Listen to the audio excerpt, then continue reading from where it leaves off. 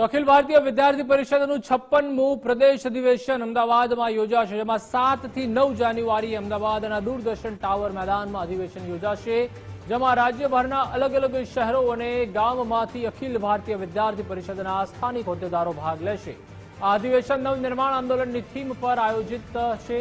ગુજરાતના 500 જેટલા કોલેજ કેમ્પસમાંથી 1500 જેટલા કાર્યકર્તાઓ અને વિદ્યાર્થી પ્રતિનિધિઓ ઉપસ્થિત રહેશે। એબીવીપીના પ્રદેશ અધિવેશનની રાજ્યના મુખ્યમંત્રી પણ મુલાકાત લેશે। અખિલ ભારતીય પરિષદનો દાવો છે કે હાલ રાજ્યમાં ખાનગી કોલેજોનું વર્ચસ્વ અને મનમાનીના વિષયને લઈને પણ ઠરાવ પસાર કરવામાં આવશે। અલગ અલગ સામાજિક મુદ્દાઓ અંગે પણ ચર્ચા આ અધિવેશનમાં કરવામાં આવશે। આ વર્ષનું 56મું પ્રદેશ અધિવેશન કર્ણાવતી ગુજરાત ખાતે આયોજિત થવા જઈ રહ્યું છે। આ અધિવેશન ઘણા મહિનાઓમાં ઐતિહાસિક છે। નવનિર્માણ આંદોલનની 50મી વર્ષગાંઠ નિમિત્તે છાત્ર શક્તિ યાત્રા આખા ગુજરાતના તમામ જિલ્લાઓમાં થઈને આ અધિવેશન ખાતે સમાપન થવા જઈ રહ્યું છે, એટલા માટે ઐતિહાસિક છે। આ અધિવેશનમાં 1200થી 1500 જેટલા વિદ્યાર્થી પરિષદના કાર્યકર્તાઓ ઉપસ્થિત રહેવા જઈ રહ્યા છે, એટલા માટે ઐતિહાસિક છે।